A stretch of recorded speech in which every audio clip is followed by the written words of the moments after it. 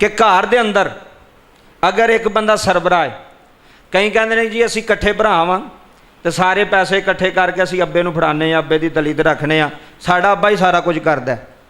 घर का सरबराह वालद है या वड्डा भरा है, सारे पैसे जमा करके सारे जिन्नी भी तनख्वाह होंदी है सारी वालद हाथ रखने या वड्डे भरा नूं देने, खर्चा वो चलांदा है, तो रोटी भी कट्ठी है, रोटी भी कट्ठी है, खाना भी कट्ठा है। यह मसला सुन लो, बड़ा अहम मसला जै भी। जेड़े बंदे पैसा कमा रहे ने, जेड़े बंदे तनख्वाह लैके आ रहे ने, जेड़ियां बंदियां ते कुर्बानी लगदी, वो समझते हैं कि साढ़े को इन्ने पैसे है ने, साढ़े ते कुर्बानी लगदी है। वो अब्बा उन्हां दा कुर्बानी नहीं देवेगा, कुर्बानी पुत्रां दे नां दी होवेगी जिन्हां दा पैसा है। बोलो, जिन्हां दा पैसा है। अगर 3 पुत्र कमाते पे ने तो तिन्ना दे वाजिब वो 3 कुर्बानी देना। अगर 2 पे कमाते ने, भावें पैसा जिन्हों मर्जी देन, जेड़ा मर्जी जानवर खरीद के लैके आवे, भावें अब्बा लैके आवे, भावें जेड़ा मर्जी लैके आवे, वो अपने छड्ड के अब्बे दे नां दी नहीं दे सकते, क्योंकि वाजिब वो ना देवे। भावें वो अब्बे नूं पैसा देंदे पे, लेकिन अब्बा कमांदा नहीं, अब्बा घर है। अगर अब्बा कमांदा होवेगा तो अब्बे ते वखरी है, बच्चियां ते वखरी है। कई एवं आते हैं चलो अब्बा जी लै आवे एक जानवर, 4 भरावां दे इक्को ही जान दिओ, 3 भरावां दी एक ही कुर्बानी है, एक ही ले ले तो 3 भरावां दी कुर्बानी हो गई जी, मेरी भी हो गई, तेरी भी हो गई तो तेरी भी होगी। इंज कुर्बानी नहीं होंदी। जेड़ा बंदा पैसा कमांदा पै साहबे हसीयत है, ਉਹਦੇ ਨਾਂ ਦੀ कुर्बानी होगी, अब्बे दे ਨਾਂ ਦੀ नहीं हो सकती। कई बार अब्बा भी कहता चलो ए मेरे नां दी हो गई, अगली तुहाडी अम्मा दे नां दी हो गई। वो अम्मा अब्बे तो भी अपने नां दी कुर्बानियां देंदे जांदे ने, ते जिन्हां दे फर्ज हो, जिन्हां दे जनाबे वाला जरूरी लाजम होंदी है, उन्हां नूं पता ही नहीं। वो भी आंदे ठीक है जी कोई गल नहीं, क्योंकि शरीयत दा नहीं पता, मसले दा नहीं पता। अगर तुसी इकट्ठे रहिंदे हो, अगर तुहाडे तुसी साहब हैसीयत तुसी समझदे हो साडे ते कुर्बानी लगदी है, फिर वखरे वखरे जानवर लियावो, नहीं तो वड्डा लिया के तो अपने हिस्से रख लो, वालद दा भी रख लो, अपने भी रख लो। इकट्ठा काम नहीं जे चलना, क्योंकि असीं अल्लाह नूं दा नहीं ला सकते। वो एक दूजे नूं तो चलो बंदा दा ला लैंदा है, तो अल्लाह नूं ला सकदे हो दा? अल्लाह ते अलीमुम बिज़ाति सुदूर, तेरी ज़हन विच जिहड़ा ख्याल हुंदा है, तेरे दिमाग के अंदर जिहड़ा गुमान हुंदा है ना, अल्लाह वो भी जानदा ही, अल्लाह वो भी समझदा ही। मैनू बाबा जी गल ज़हन च आउंदी है, मैं तुहाडे सामने कह रहा ना कि अल्लाह दिल दे ख्याल नूं बोलो जानदा कि नहीं जानदा? जानदा।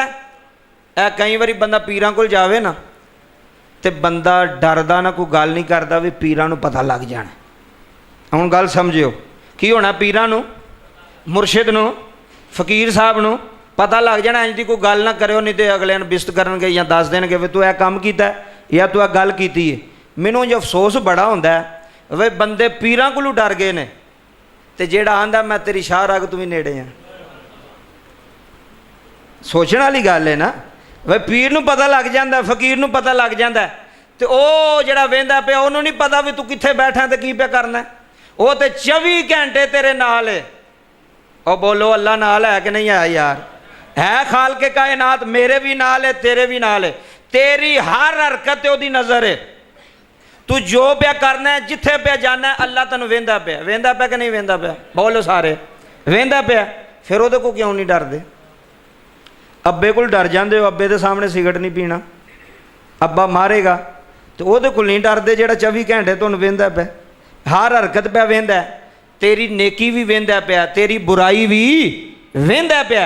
अपना दिल दिल विच एक गल याद रख, जदों भी कोई काम करन लगे तेरे ज़हन विच ख्याल होना चाहिए भी मैनू कौन वेंदा पिया। अल्लाह की कसम है जिन्ने बैठे हो, कदी मैं भी बड़ा गंदा वां, तुहाडे नाल सारियां तो गंदा वां, कदी साडा ये ज़हन हो जाए, साडे दिल विच ये ख्याल पुख्ता हो जाए कि सानू अल्लाह वेंदा पिया, साडी नज़र विच कदी भी बेहयाई ना आवे,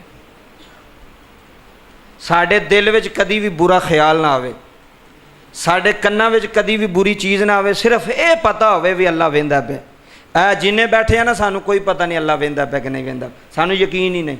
जे यकीन होवे तो कोई बंदा गुनाह ही ना करे, यकीन होवे तो कोई बंदा ओ गुनाह ही ना करे। इधर तवज्जो करे। आज सुल्तान महमूद गजनवी रहमतुल्लाह अलैह, छोटा ना है आप दा वजीर सी ते बड़ा सियाणा सी, ते ना सी अयाज। की ना सी? आ गल सुनियो, महमूद गज़नवी नूं लोकां ने आखना वे तुसीं अयाज नूं बड़ी इज्जत देंदे हो, वजह की है?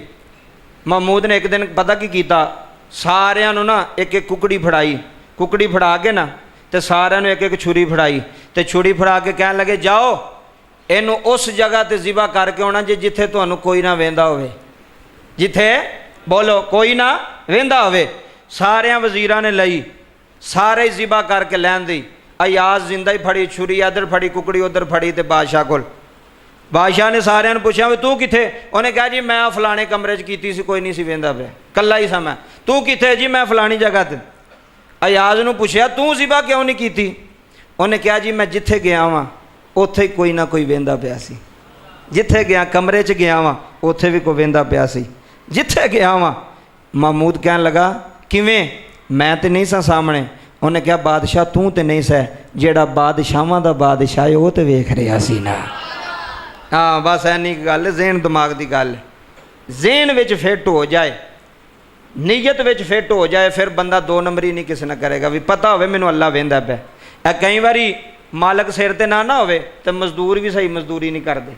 वो किसी फैक्ट्री च होवे या किसी मिस्त्रियां पिछे होवे, कोई किहड़ा ठेकेदार इत्थे होवे काम करवाई देना, जो वेखी दा कोई मालक आ गया उस टाइम उठ के लग पे, ठेकेदार आ गया उस टाइम उठ के लग पे। यार तुसी इन्हां कोल डरदे पे हो तो उहदे कोल क्यों नहीं डरदे पे जेड़ा तुहानू तू वेख रहा है। इस वास्ते जुम्मा ये नहीं भी जुम्मा पढ़िया चस लई ते अगले पासे निकल गए। अपने ज़हन च गल बैठा, अपने दिल च गल बैठा कि यह गल जी मौलवी साहब ने की है यार सही है गलत है, अगर सही है तो फिर मैं क्यों नहीं ये अमल पैरा होंदा पिया। अल्लाह पाक अगे दुआ गवां, अल्लाह सानू सारिआं नूं इन्हां बातां ते अमल करने दी तौफीक अता फरमाए।